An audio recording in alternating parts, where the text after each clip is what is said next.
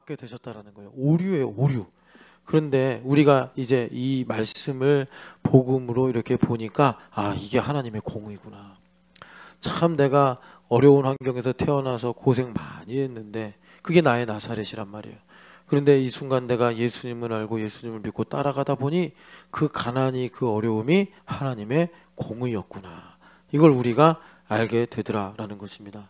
그래서 예수님은 아니 베들레헴에서 구유에 태어나셨잖아요. 조금 있으면 크리스마스니까 이것도 많이 묵상해야 되는데 여러분 구유에서 태어나신 우리 아기들 태어나면 이제 조금 있으면 누구냐 우리 유선자매 아기는 이제 나올 텐데 아기용품 많이 살 거 아니에요. 뭐 좋은 이불, 좋은 침대.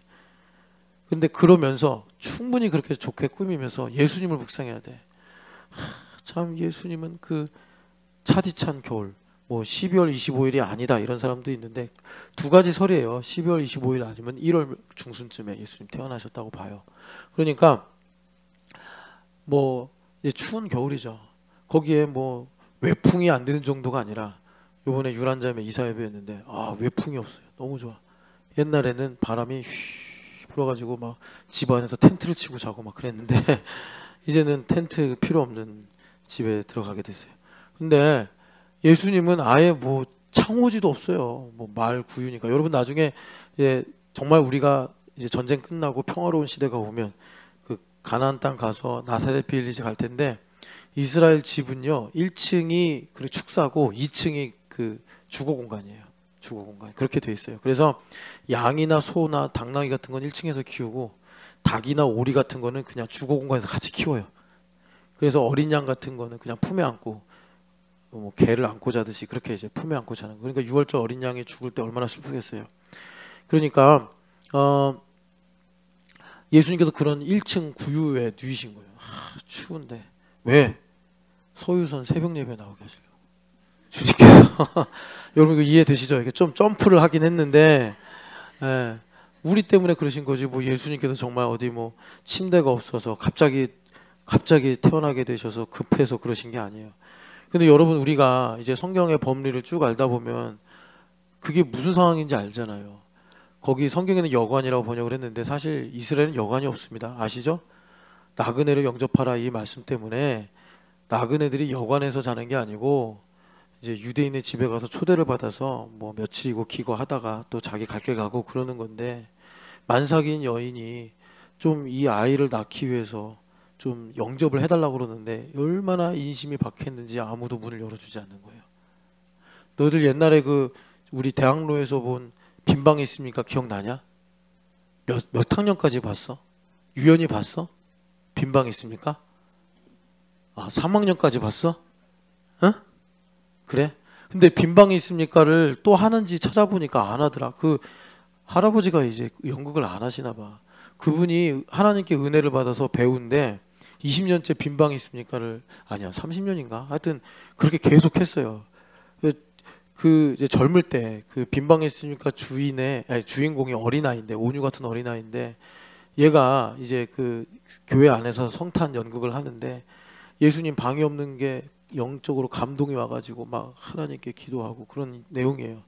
그 한번 봐야 되는데 이제 그 연극을 안 하나 하면 한번 보러 가자 유연아 봐야지. 예수님께서 아무도 문을 열어주지 않는 거예요. 인심이 박해가지고 사람들이 다 새 속에 물들어서 그래서 결국은 구유에 누이셨는데 왜 누이셨느냐? 나 때문에. 예수님께서 그렇게 낮아지셔야지 나를 만나실 수 있는 거예요. 나를 찾아오실 수 있고 나와 인격적 관계를 갖는 거예요. 예수님은 하나님의 아들이시니까 존귀하시고 거룩하시고 완전하신 분인데 내가 문제예요. 내가 문제라고. 무슨 말이냐면 예수님께서 그것만 가지고 이 땅에 오시면 내가 예수님을 영접할 수가 없어. 인격적으로 관계를 맺을 수가 없어. 그러니까 예수님께서 정말 자유로우셔서 나와 나처럼 형편없이 내려오신 거예요.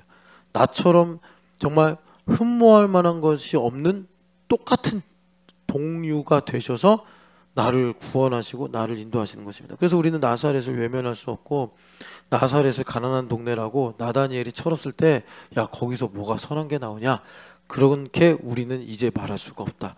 아마 나다니엘 선지자도 그때 내가 참 말 같지도 않은 말을 했구나. 아마 평생 예수님을 추억하면서 그렇게 사셨을 거예요. 그래서 베드로 선생님이 그렇게 바뀐 다음에 뭐라고 그러죠? 나에게 있는 것, 나에게 있는 것으로 너에게 주노니 나사렛 예수의 이름으로 일어나 걸어라. 이렇게 했단 말이에요. 그럼 나에게 있는 것이 뭐죠? 나중에 베드로 선생님이 사람들이 모이니까 설교를 하시는데 그것이 뭐냐면 예수님, 부활하신 예수님이 베드로 선생님한테 있는 거예요. 부활을 하신 예수님이 베드로 선생님한테 있는데, 여러분 왜 우리가 부활하신 예수님이라고 고백을 하죠? 살아계신 예수님, 나와 지금도 만나시고 그리고 모세에게 하신 것처럼 친구와 같이 이야기하듯 대면하시는 예수님이시기 때문에 내가 예수님을 부활하신 예수님, 내 안에 살아계신 예수님이라고 고백하는데, 그 살아계신 예수님의 구체적 신앙 고백이 나사렛 예수란 말이에요. 우리가 나사렛 예수를 모르면 추상적으로 예수님 알고 있는 거예요. 그냥 우리가 미디어에서 보듯이 예수님을 그렇게 간접적으로 보고 사는 거예요. 그건 실체가 없어요. 그것은 실체가 없는, 물과 피가 없는 그런 신앙이요, 지식이란 말이에요. 그래서 베드로에게는 나사렛 예수라는 이름이 능력의 이름이요, 금보다 은보다 귀한 이름이 되었더라라는 것입니다. 그래서 예수님께서 이렇게 우리와 함께 하시려고 나사렛 사람이라 칭함을 받으셨는데, 그러면 예수님은 나사렛에서 어떻게 사셨는가 봤더니 행복하게 사셨더라. 여러분, 예수님 뭐 집이 부자고 예수님 좋은 학교 다니고 절대 안 그랬어요. 그런데 예수님 어떻게 행복하셨느냐, 여기 보니까 하나님과 사람에게 더욱 사랑스러워 가시더라. 우리 석유랑 온유도 그렇게 사랑스러워가는 행복을 누리기를 축복합니다. 전원유 키가 크고 또 지혜가 자라면서 더욱 사랑스러워 가기를 축복합니다. 아멘 한 거야? 속썩이지 말고 부모님, 이랬습니다 방금. 근데 앞에 앉으면 어쩔 수 없어. 계속 목사님하고 이렇게 대화를 해야 돼. 자, 이제 1부 때 나사렛 이야기한 걸 좀 정리했고요. 그러면 이 나사렛이라 칭함을 받으리라 라는 선지자의 말씀, 예언이 도대체 어디 나오느냐, 그걸 이제 우리가 2부 때 집중적으로 보려고 하는데, 사경회 때 잠깐 언급은 했기 때문에 여러분들이 그 말씀을 기억하면서 보시면 좋겠어요. 여기 주보 보면은 사경회 사진을 하나 올렸는데, 이 사진은 여기 한자를 자세히 보시면 1932년 평양에서 있었던 사경회입니다. 평양에서 있었던 사경회 사진을, 참 이때 사진기도 없는데 누가 이렇게 잘 찍어가지고 오늘 2025년에 우리가 볼 수 있게 하셨는지 참 고마운 일이죠. 그런데 아주 빼곡하죠. 복층까지 성도들이 가득 찼어요. 이 기록이 있는데 여기에 평양 사는 사람들이 아니라 황해도에서도 오고, 평양은 평안남도에 있죠. 황해도 위에. 근데 황해도에서도 오고 서울에서도 오고, 서울까지 뭐 그래 좀 한 중간에서 출발하니까 평양까지 갈 수 있겠지. 그런데 심지어 여기 모인 사람들 중에 기록에 의하면 전라도 목포에서도 오고, 이건 너무 심했다. 그죠? 그랬단 말이에요. 이 사경의 열기가 이렇게 뜨거웠다고. 목포, 무안.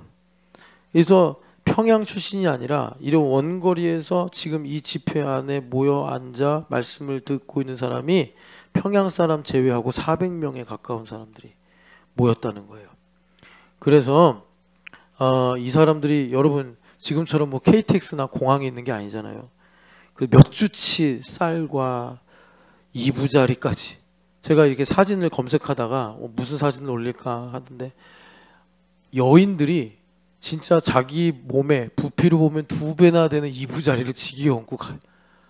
길바닥에서 잤는지 어디서 여관에서 잤는지 주막에서 잤는지 모르겠는데, 이부자리를 이렇게 소미불 같은 거 두꺼운 거 이렇게 해가지고 사경에 간다고. 얼굴이 해같이 밝아요. 여러분 뭐 동원한다고 될 문제가 아니잖아요. 이 정도면. 어떤 할아버지는 가마솥을 뒤에다 이고 가.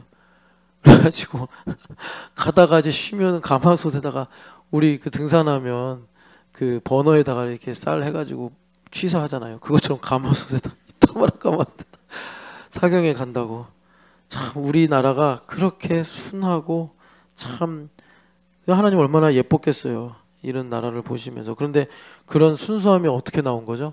너무 가난하고 나라의 주권은 뺏기고 민초들은 살 수 있는 희망이 없고 그러니까 주님밖에 없네. 그래서 어제 우리가 읽었던 것처럼 시편 33편에 하나님을 여호와 하나님을 자기 하나님으로 삼은 백성이 되어버렸다라는 거예요.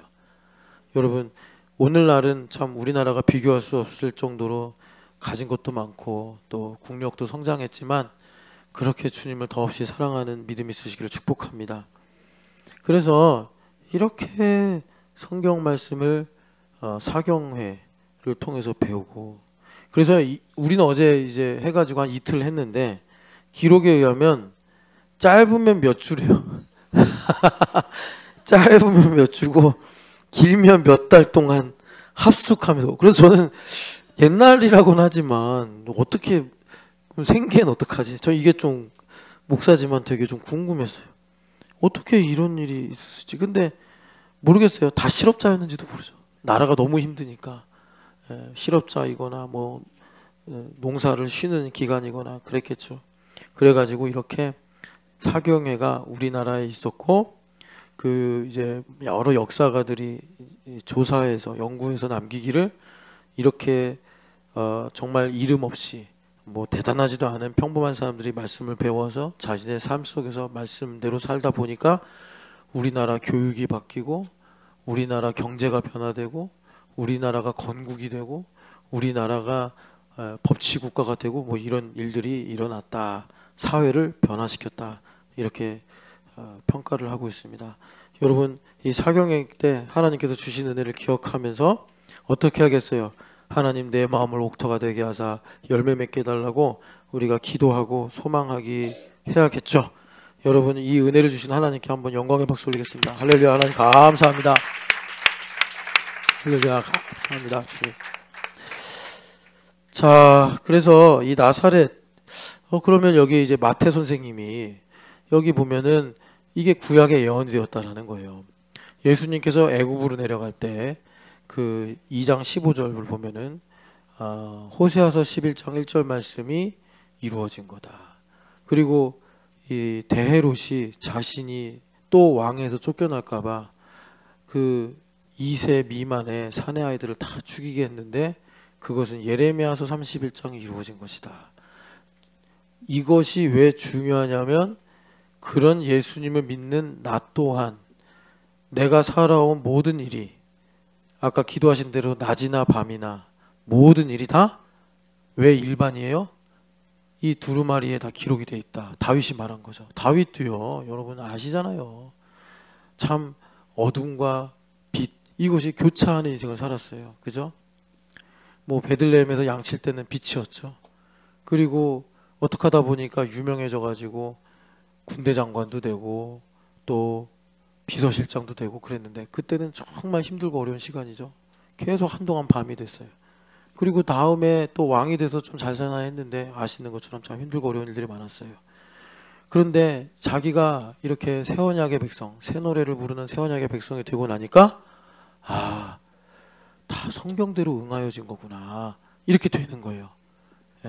여러분 그렇게 말씀으로 나의 인생을 새롭게 볼 수 있는 믿음의 눈이 열리기를 축복합니다. 그래서 이 말씀이 참 중요해요. 마태는 그걸 알고 그래서 예수님께서 여러분 이제 감이 오실 거예요. 율법을 완성하러 왔다라는 말이 이런 뜻이구나. 이런 뜻이구나. 여러분 율법의 완성이 뭐겠어요? 바울 사도는 이렇게 말씀하셨죠. 나의 나 된 것은 하나님의 은혜다. 이제 우리가 사경회 때 버전으로 이걸 바꿔 말하면 나의 인생은 다 말씀대로 된 거구나. 나사렛 이거 우리 아버지가 겁이 많아가지고 베들레헴으로 가야 되는데 베들레헴으로 못 가니까 하나님께서 강제로 떠밀 수는 없어. 나사렛으로 가라 이렇게 하신 거라 이건 오류고 실수고 부족함인 줄 알았는데 이것도 역시 말씀대로 된 거구나. 이걸 우리가 율법의 완성이신 예수님을 나의 주로 영접하면서 나의 인생을 그렇게 보게 된다는 거예요. 그러니까 우리는 유대인들처럼 율법을 사랑하지 않아서 뭐 물론 사랑하죠. 근데 유대인들만큼 되겠어요.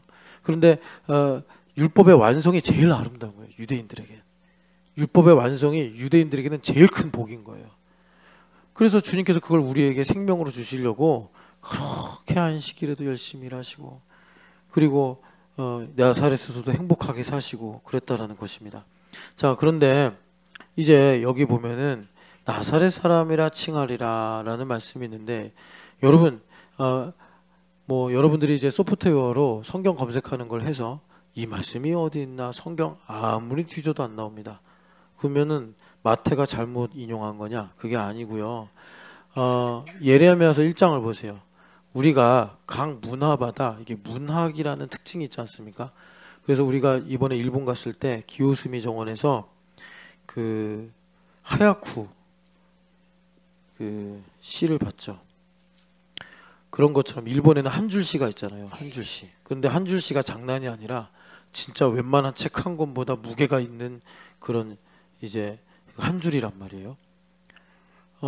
그런 것처럼 유대인들에게도 문학의 특징이 있고 여러분 유대인들은 성경을 기록한 민족이잖아요. 그러니까는 상당히 우리나라도 오래전부터 책을 사랑했고 역사적으로도 책의 유산들이 많아요. 그죠? 참 그래서 우리나라도 그런 부분에 이제 이 자부심이 있는데 그 누구죠? 유대인들도 마찬가지예요. 근데 유대인들의 문학의 특징이 뭐냐면 워드 플레이가 있어요. 그래서 여기 보면은 예레미야서 1장 보면 하나님께서 예레미야를 부르시는데 예레미야도 아유 하나님 저는 어린아이입니다. 너무나 슬픕니다. 그랬어요. 그랬을 때 하나님께서 믿음을 주시려고 환상을 하나 보여주시는데 11, 12절 읽어보겠습니다. 여호와의 말씀이 또 내게 임하니라 이르시되 예레미야야 내가 무엇을 보느냐 하시매 내가 대답하되 내가 살구나무 가지를 보나이다. 여호와께서 내게 이르시되 내가 잘 보았도다. 이는 내가 내 말을 지켜 그대로 이루려 함이라 하시니라. 아멘. 여기 환상을 보여주시는데 살구나무 가지가 보여요. 그래가지고 이게 뭔가 제가 지금 여기에 기록한 걸 안 가져왔는데 살구나무라는 히브리어의 자음과 그 밑에 여러분 혹시 그 풋노트가 있으면 그걸 따라가잖아요. 그러면 히브리어로 살구나무라는 말과 말씀하시고 이루신다라는 말의 음가가 비슷하다. 그러니까 모음만 틀리고 자음은 똑같다 이런 얘기예요. 이런 워드 플레이로 하나님께서 언약을 강조하시고 확증하시는 이런 일들을 합니다. 왜냐하면 히브리인들이 이런 어법을 많이 사용하니까. 그래서 예레미야야 네가 어리다고 하고 네가 약하다고 하지만 내가 너의 입에 나의 말씀에 권세를 주어서 너가 말을 하면 그대로 되도록 하겠다 해서 예레미야가 엄청난 말을 하죠. 무슨 말을 하죠? 70년 만에 돌아오리라 이 말을 하는 거예요. 마치 박환준 장로님이 그 형무소에서 순교하시면서 광복이 올 것이다 한 것처럼 이렇게 그 예레미야 선지자에게 하나님께서 살구나무 환상을 통해서 이 확실한 약속을 주시는 것입니다. 그래서 여러분 이 살구나무 생각하면 뭐가 떠올라죠? 아론의 싹난 지팡이. 그래서 아론의 지팡이 죽은 나무잖아요. 근데 죽은 나무인데 하나님께서 거기에 싹이 나게 하셔서 살구꽃이 피고 살구 열매가 열리게 했어요. 똑같아요. 그 음가가 같기 때문에 하나님께서 뭐 고라도 훌륭했다고 볼 수 있어요. 뭐 다단과 아비람 온도 뭐 아론이나 모세에 비하면 또 내 인간이니까 장점이 있겠죠. 그런데 하나님은 그거 필요 없다는 거예요. 그러니까 교회는 신본이에요. 이 민주주의가 아니에요.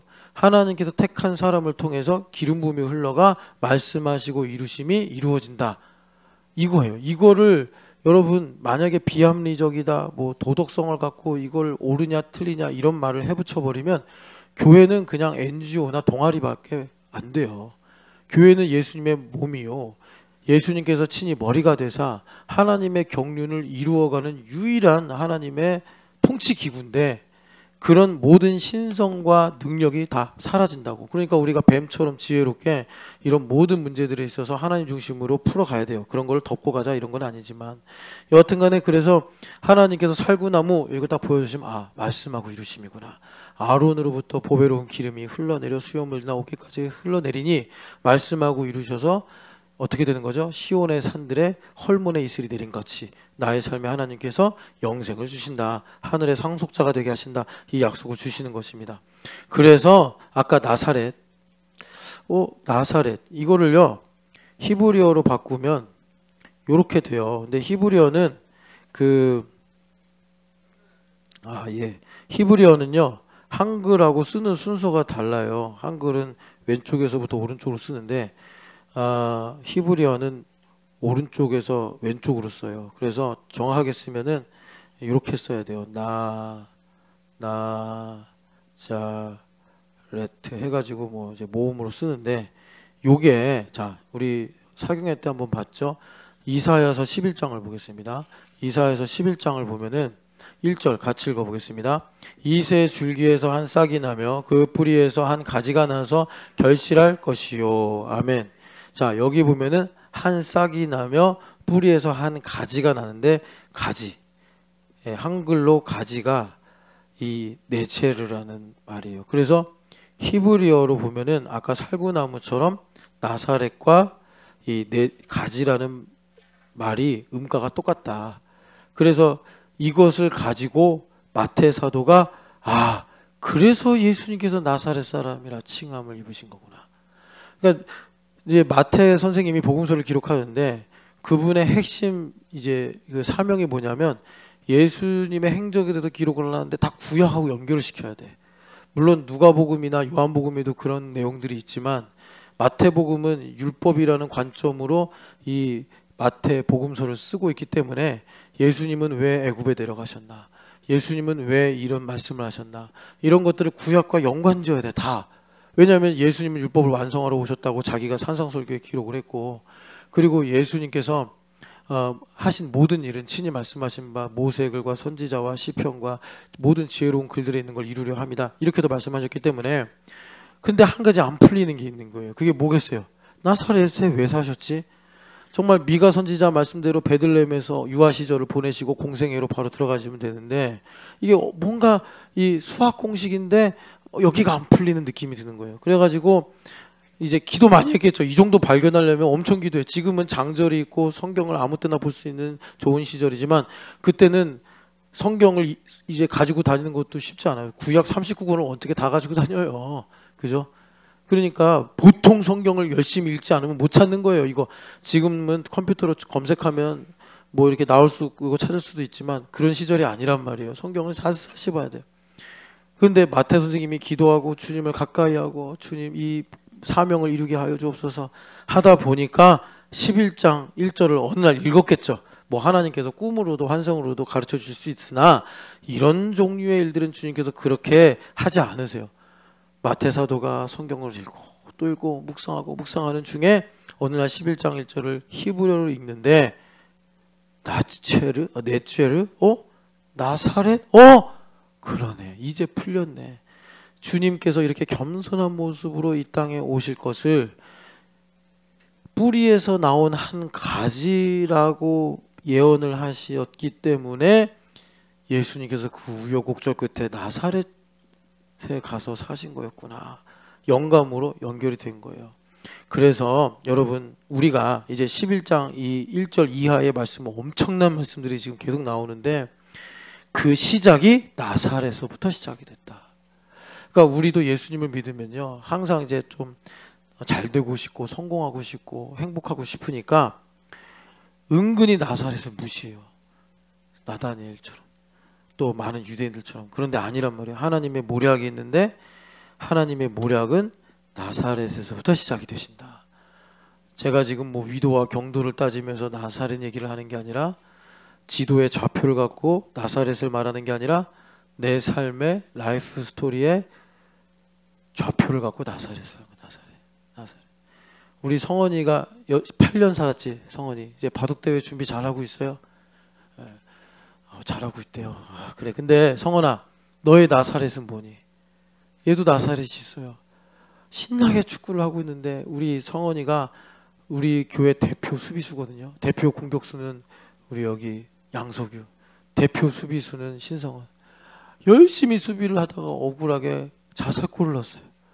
그랬더니 석유 형이 똑바로 하라고 말하면서, 수비수를 주장이니까, 캡틴이니까 한참 갈궜어요. 성원이가 가만히 듣다가 조금 있다가, 왜 나만 갖고 그래? 진짜 성원이가 풀백인데 저쪽 코너에서부터 이쪽 코너까지 그냥 강아지처럼 발발발 뛰어다니면서 온몸으로, 성원이 축구하는 거 보면요, 그냥 몸을 던져요. 그래도 머리에도 맞고 배에도 맞고 막, 그래서 여러 골을 막았는데, 그러다 보니까 자살골이 들어갔네. 그래서 패색이 짙게 됐어요. 그날 졌어요. 남자팀이 여자팀한테. 석유가 지금 열심히 골로 고생하고 있는데 성원이가 자살골을 넣으니까 당연히 이제 석유 형은 군기 잡아야죠. 정신 안 차려 막 이러면서 왜 나만 갖고 그래? 그러면서 막 울었어. 그게 너의 나사렛이야. 이해됐습니다. 성원이가 맞습니다. 그게 저의 나사렛입니다. 그런데 그 순간 예수님께서 성원이와 함께 하셨어. 영광의 나사렛이 된 줄을 믿습니다. 그래요. 그래서 주님께서 우리에게 그 나사렛에서부터 새로운 시작을 열어 가시는 거예요.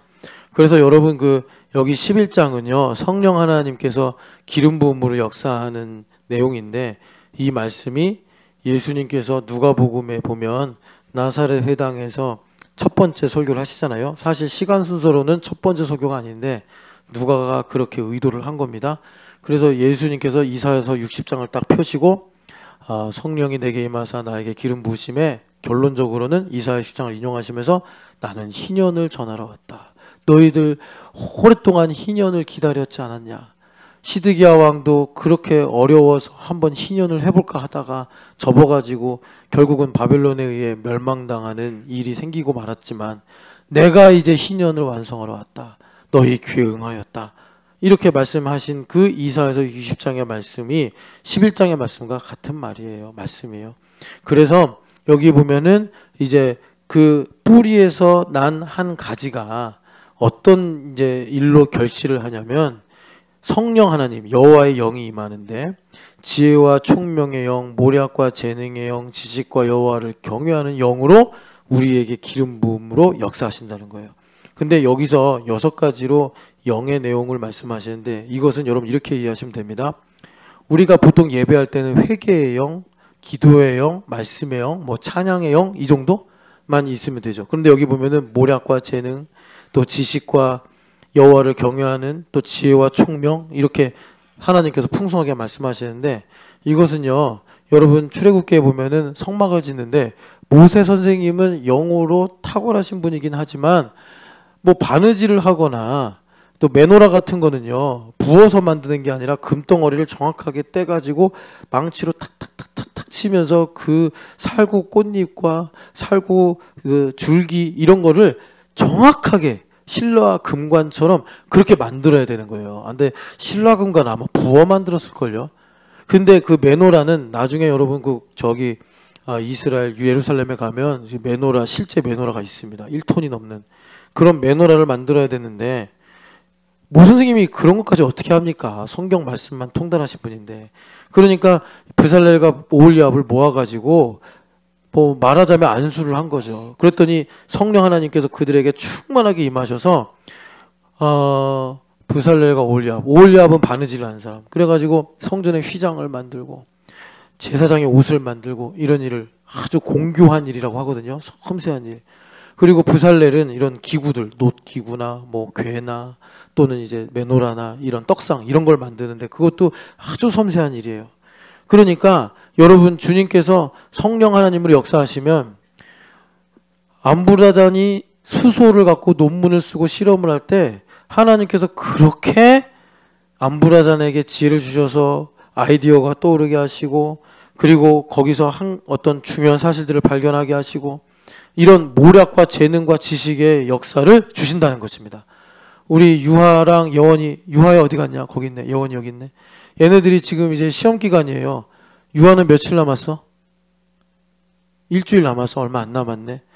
근데 이 아이들에게 똑같이 브살렐과 오홀리압처럼 지금 이 나사렛의 그가 여기 뿌리에서 나는 한 가지처럼 하나님께서 이렇게 여호와의 영을 거기에 강림하게 하시면 유아가 맨날 기도하는 대로 자기만의 공부하는 방법. 목사님이 그래서 안수 기도할 때 너 뭐에 먼저 집중하라고 그랬지? 뭐에 집중하라고 그랬지? 또 까먹었네. 내년에 보자 그러면. 또 기도하는데 그런 마음을 주시더라고요. 넌 뭐라고 기도했지 목사님이? 자 그래요.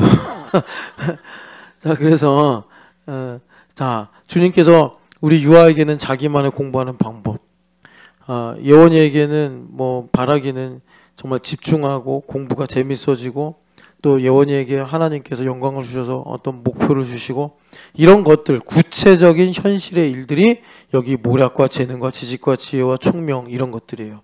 그래서 이렇게 성령 하나님 역사하시면 여기 보면은 결론적으로 하나님을 경외하는 것을 즐거움으로 삼는다 이렇게 말해요. 그래서 그의 눈에 보이는 대로 심판하지 않고 여기 귀에 들리는 대로 판단하지 않는다.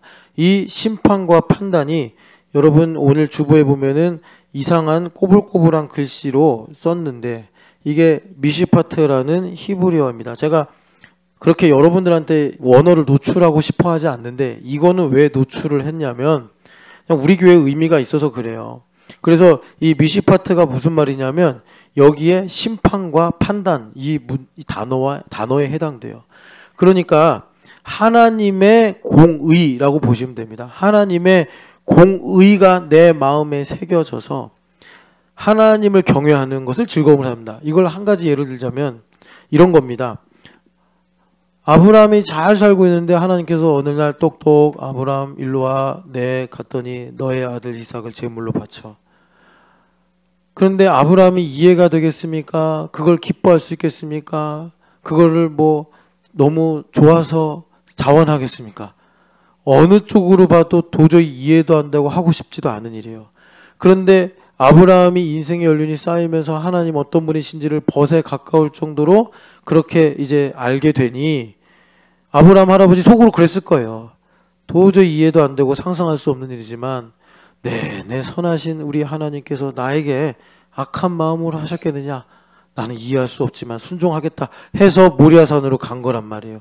이런 것이 여호와를 경외하는 것을 즐거움으로 삼다는 거예요. 즐거움으로 삼으니까 눈에 보이는 대로 판단하거나 귀에 들리는 대로 심판하지 않는 거예요. 하나님께서 얼마든지 나를 통해서 일을 하실 수 있더라. 그래서 아브라함 할아버지가 그때 받은 축복이 뭡니까? 인생 전체가 쫙 깨어지는 거예요. 내가 왜 갈대아 우르에서 태어나 본토 친척 아버지 집을 떠나서 하란 땅에 머물다가 아버지랑 헤어지고 가나안 땅에 들어와서 산전수전 다 겪고 100세의 아들을 낳았는데 이 100세 아들을 왜 하나님께서 갑자기 산채로 바치라고 하시는가? 이 모든 일들이 한 줄로 딱 꿰어지는데 그게 뭐죠? 너의 씨가 대적의 성문을 차지하리라. 이 말씀을 아브라함 딱 들으면 알아요. 아, 창세기 3장 15절의 말씀이 이루어지는 거구나.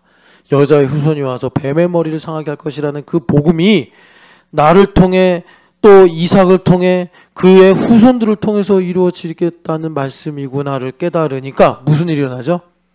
가슴에 불이 확 일어나면서 뭐 아브라함 마음에도 왜 서러움이 없겠고 그리움이 없겠고 두려움이 없겠고 뭐 완고함이 왜 없겠어요? 그게 다 불로 다 태워져서 사라지는 거예요. 다 사라지는 거예요. 그리고 마음에 오직 예수 그리스도로 말미암은 우리가 갖고 있는 기쁨과 평안만이 있게 되더라. 확실한 건 마음의 완고함이 사라져버린 거예요. 어느 선 이상 못 넘어가. 완고함이. 그러니까 그 다음에 그 증거가 뭐냐면 이제 며느리를 구하려고 그 집에 엘리에셀이었나 그 종을 이제 보내잖아요. 보내는데 번지수도 안 주고 누구를 만나러 가라고 하지도 않으면서 천사가 가서 다 할 거니까 너는 그냥 내 말만 듣고 순종만 해라. 이런 박관준 장로님이 그 정의가 나를 부를 때 그 책에서 하는 것처럼 그게 상식이 되는 거예요. 여러분 우리 시대 여러분 그런 믿음으로 살아가시기를 축복합니다. 그게 미시파트다. 그래서 미시파트를 좀 우리가 이해할 수 있게 이게 히브리어고 우리한테 잘 와닿지 않으니까 좀 바꿔서 말한 것이 암묵적 불문율이다. 암묵적 불문율이다. 그래서 암묵적 불문율이 뭐냐면 예수님께서 천국 복음을 전하시면서 천국 복음이 우리한테 무슨 일을 하는지 아냐? 7장 마태복음 7장을 가서 보세요. 마태복음 7장 보면은 천국 복음 마지막에 가서 이 문제를 주님께서 말씀하십니다. 21절 같이 읽어보겠습니다. 나더러 주여 주여 하는 자마다 다 천국에 들어갈 것이 아니요 다만 하늘에 계신 내 아버지의 뜻대로 행하는 자라야 들어가리라. 아멘. 자, 이 말씀이 왜 마지막에 되게 어려운 과제로 우리한테 오냐면 나더러 주여 주여 하는 자마다 천국에 들어갈 것이 아니래요. 여러분 주여 주여 하는 사람은 누구예요? 교회 열심히 나오는 사람들이에요.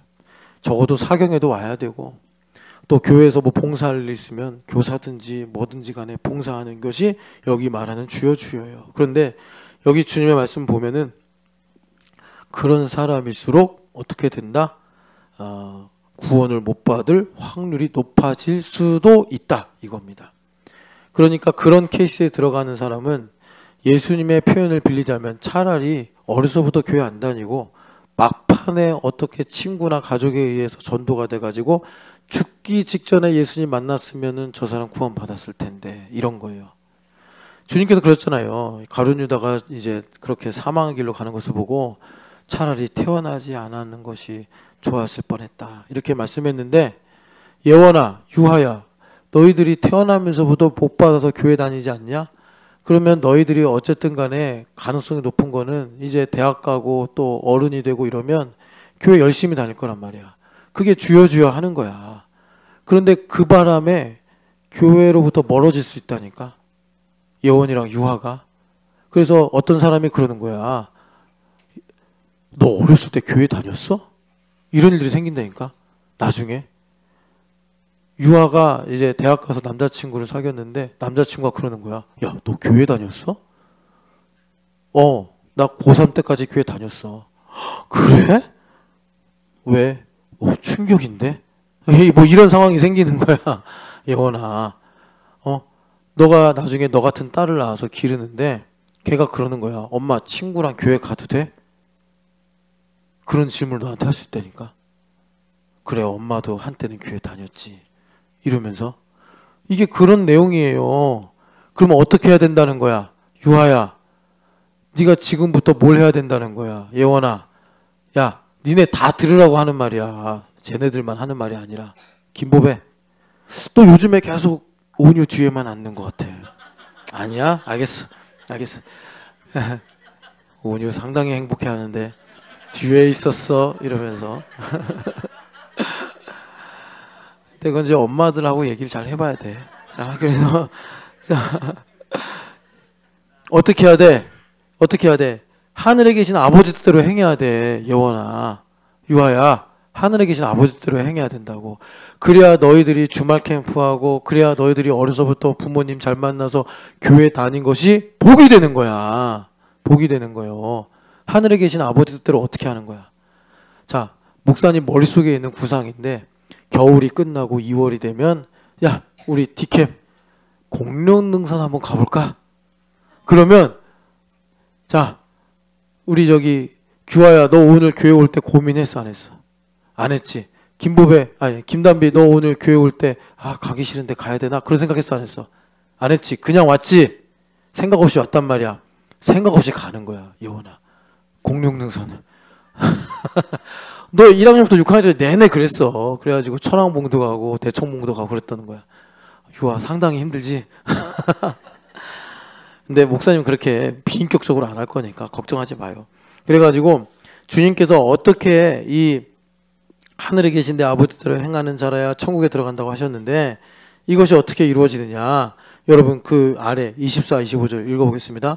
그러므로 누구든지 나의 이 말을 듣고 행하는 자는 그 집을 반석 위에 지은 지혜로운 사람 같으리니, 비가 내리고 창수가 나고 바람이 불어 그 집에 부딪히되 무너지지 아니하나니 이는 주추를 반석 위에 놓은 까닭이요, 내 말을 듣고 행하지 아니하는 자는 그 집을 모래 위에 지은 자와 같다. 뭐 이렇게 말씀을 해요. 그러니까 무슨 말이에요? 주님의 말씀을 듣고 행하는 자는 그 집을 반석 위에 지은 것과 같다. 이 말씀과 똑같은 말씀이 다시 우리 이사야서 11장으로 가겠습니다. 그것이 뭐냐면 성령 하나님께서 우리 마음에 임하여 하나님을 경외하기를 즐거워하니까 보이는 대로 판단하지 않고 들리는 대로 생각하지 않아서 결과적으로 어떻게 되느냐? 11장 5절 말씀 읽겠습니다. 공의로 그의 허리띠를 삼으며 성실로 그의 몸의 띠를 삼으리라. 아멘.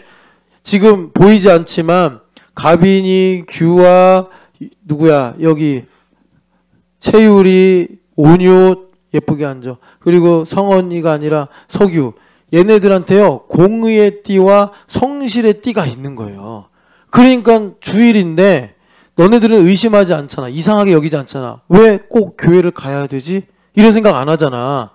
수지, 왜 내가 오늘 또 교회를 가야 되지? 에버랜드 가면 안 되나? 이런 생각 안 하잖아. 그게 왜 그러냐면 좋은 부모님을 만나서 하나님께서 공의로 너희들에게 허리띠를 두르시고 그리고 성실로 너희들에게 띠를 띄우셔서 지금 인도하고 계시는 거야. 양석유 알아 그거? 그러니까 하나님께 엄청 감사해야 돼. 뭐 지금은 잘 모르겠지만 우리의 이 몸에 하나님께서 성령 하나님을 기름 부어 주셔서 공의로 허리띠를 매시고 성실로 우리의 몸에 띠를 삼으사 내가 하고 싶은 대로 가지 않고 하나님께서 인도하시는 대로 끌려갈 수 있게 하시는 거예요. 그래서 베드로 선생님이 디베라 바닷가에서 예수님을 다시 한번 만나고 베드로야 너가 나를 이 모든 사람들보다 사랑하느냐? 아가파오 필레오로 물어보셨어요. 그리고서 베드로에게 주님께서 너는 나를 따르라 하시면서 뭐라고 하셨냐면 이제부터는 남이 너에게 띠를 띄우고 네가 원하지 않는 곳으로 데려가리라. 그것이 여기 하나님께서 공의로 예수님을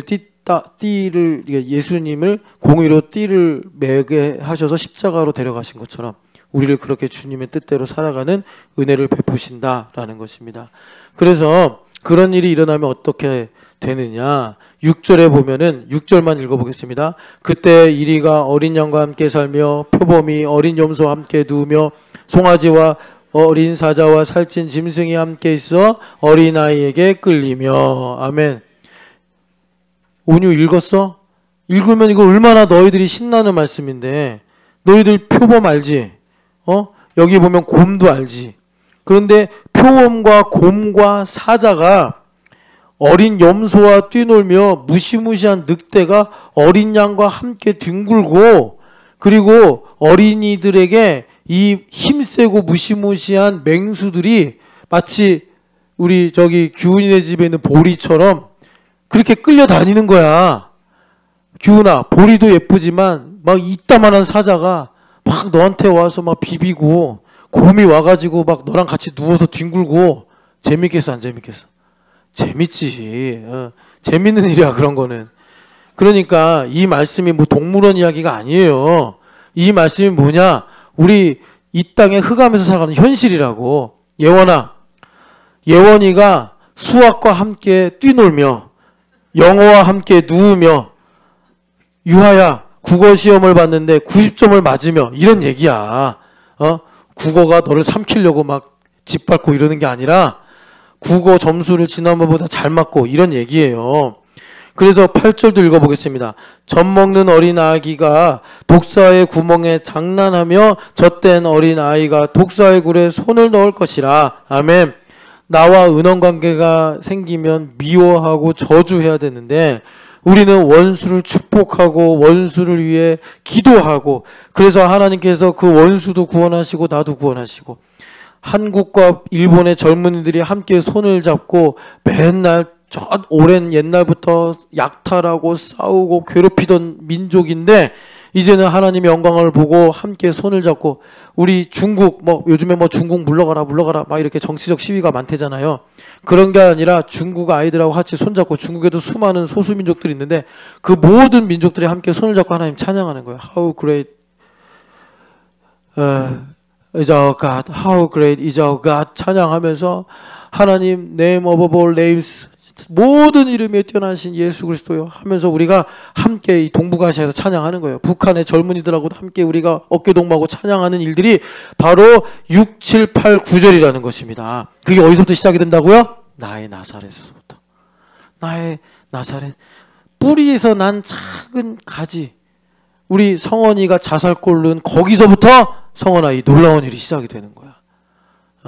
그래서 이렇게 주님께서 역사하실 때, 자, 9절 읽어보겠습니다. 자, 9절. 내 거룩한 산 모든 곳에서 해됨도 없고 상함도 없을 것이니 이는 물이 바다를 덮음같이 여호와를 아는 지식이 세상에 충만함이니라. 아멘. 여러분 신촌에 아침이나 저녁에 오고 가면은 여기 어학당도 있고 또 여러 대학교들도 있으니까 여기가 한국인가 뉴욕인가 헷갈릴 정도로 외국인들이 많아요. 그리고 저기 이제 연대 쪽에 가면은 이 편의점들이 있는데 편의점들이 좀 장사 더 해보려고 막 식탁 같은 거 깔잖아요. 테이블. 거기에 보면 앉아있는 사람들이 낮에는 한국인이고 밤에는 대부분 다 외국인들이에요. 신촌에서 하나님을 아는 지식이 물이 바다를 덮음과 같이 충만하게 될 것이다. 여러분 이 비전을 보시기를 축복합니다. 그래서 다시 한번 10절에 이런 일들이 어떻게 난 거냐. 아까 전에 나사렛에서부터 시작이 됐다는 거예요. 우리 나사렛에서 나온 그 작은 싹이 만민의 기치가 된다는 거예요. 열방이 보는 그 기치가 되어서 여러분 무슨 일이 일어나는 겁니까? 하나님의 큰 일이 일어나는 거예요. 하나님의 큰 일이 무엇입니까? 바벨의 심판 때 하나님께서 언어를 나누시면서 그 모든 민족이 흩어졌는데 거기에 하나님 모략이 있었어요. 바벨은 저주 중에 큰 저주인데 하나님은 저주를 저주로 끝내지 않으시고 반드시 복으로 바꾸셔서 영광을 받으시는 분인데 그 바벨의 저주가 뭐였어요? 하나님께서 택하신 영혼을 하나도 잃어버리지 않고 구원하고자 하시는 하나님의 디바인 컨스피러시였다는 거예요. 그래서 성령 하나님 강림하실 때 난곳 방언으로 그 저주가 사라지면서 사람들이 하나님의 큰일을 선포했는데 그게 뭐죠? 구약의 많은 선지자들이 다 환상으로 예언하며 바라보았던 흩어진 자들 중에 있는 하나님의 백성들이 돌아오는 일들이에요. 교회의 시대가 왔다라는 거죠. 그래서 11절 이하를 보면 그날에 11절 한번 읽어보겠습니다. 그날에 주께서 다시 그의 손을 펴사 그의 남은 백성을 아수르와 애국과 바드로스와 구스와 엘람과 시날과 하맛과 바다 섬들에서 돌아오게 하실 것이라. 아멘. 이사야서 60장의 말씀처럼 그렇게 성령 하나님께서 임하시니까 너의 아들과 딸들이 너의 품에 안겨 돌아올 것이다 하신 것처럼 하나님의 흩어진 당신의 백성들이 이렇게 하나님께로 돌아오는 하나님의 가장 큰 경륜. 이 일을 위해서 바울 사도는 나는 정말 뼛속까지 민족주의자인데 이방인의 사도가 되었다라고 그 신비를 우리에게 전해주고 있죠. 이 일들을 하나님께서 우리에게 이루어 주신다라는 것입니다. 그래서 우리는 역사를 쭉 보면은 2번 생각해도 3번 생각해도 이거는 정확한 건데 왜 북한이 사이비 종교 집단과 같은 국가 형태의 그런 집단이 돼가지고 아직까지도 저렇게 개방을 못하고 고통 가운데 살고 있을까? 우리가 들리지 않아서 그렇지 여러분 그 가끔씩 신문에 나오는 통계들을 보면은 북한의 아사자들은 점점 늘어가고 있고 그리고 정치범 수용소 이야기라든지 막 이런 것들은 말도 할 수 없어요. 그런데 여러분 하나님 마음이 얼마나 급하시겠습니까? 그래서 하나님께서 이제 이런 일들을 새롭게 하기를 원하시는데 왜 북한이 그렇게 되었을까? 지금 여기 사진에 있는 이 장면이 평양에서 있었던 일이라니까요. 아니 이때 마이크가 있었는지 모르겠는데 이런 많은 사람들을 어떻게 말씀을 가르쳤을까? 그래서 많은 선교사님들이 이 당시에 동방의 예루살렘이라고 그랬다고. 동방의 예루살렘. 그러니까 너무 부흥이 크게 일어나서 평양에 메인 시장이 있었는데 주일엔 다 쉬었다는 거 아닙니까? 장사가 안 돼가지고 그냥 다 쉬어버리자. 그러니까 어느 정도냐면 신촌에 부흥이 일어나가지고 저기에 있는 여러 모텔들 다 문 닫아 버리는 거예요. 그리고 도서관이 되고 그 모텔들이 청년들이 새로운 도전을 하는 실리콘밸리 같은 꿈과 미래가 있는 지역이 되는 거예요. 평양이 그랬다니까요, 한때. 그런데 신사참배 문제 때문에 제가 사경회 때 자세히 말씀드렸잖아요. 평양이 주도했다고 신사참배를 주기철 목사님 파면시키면서. 그래서 하나님께서 그런 모든 일로 공의를 충족시키시기 위해 지금 저렇게 됐지만 북한이 죽었다가 다시 살아날 때 하나님께서 이 나라를 선교하는 하나님을 자기 하나님으로 삼은 복된 민족이 되게 하실 줄을 믿습니다. 그래서 이런 일들이 다 어디서부터 시작이 된다? 여러분 나의 고향, 나의 나사렛에서부터 시작이 된다. 그래서 예수님은 그 꿈을 가지고서 나사렛 사람이 되신 거예요. 나사렛에서 사랑스럽게 사신 거예요. 왜? 가난했으나. 그리고 예수님의 직업을 목수라고 많이 말하는데 여러분 가시면 알겠지만 거긴 나무가 없어요. 무슨 목수야. 그냥 우리가 의역을 하면서 목수라고 그런 거고 예수님 석쟁이에요. 석쟁이. 가면 다 천지 돌이에요. 그러니까 돌 가지고 집 만들고 돌 가지고 맷돌 만들고 그 세겜 망대에서 어떤 여인이 맷돌 던졌잖아요. 우리 할머니가 두부 만들던 그런 맷돌이 아니에요. 집채만한 맷돌이에요. 그걸 던져서 누굽니까? 기도원의 그 서자가 머리통에 맞고 죽은 건데 그런 거 못으로 해가지고 이렇게 깨신 거예요, 예수님께서.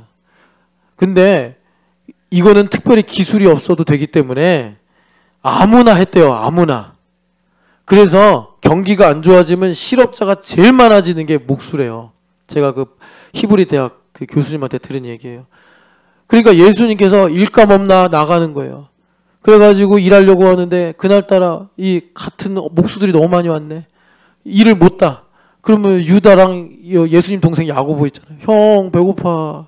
그런 삶 사셨다고 예수님께서. 돌 나르시면서 어디서 회당 짓는다, 어디서 뭐 부잣집에서 집을 확장한다. 그럼 거기 가가지고 맨날 돌 깨시면서 말이에요. 그런데 예수님은 행복하셨다. 왜요? 우리를 꿈꾸셨기 때문에.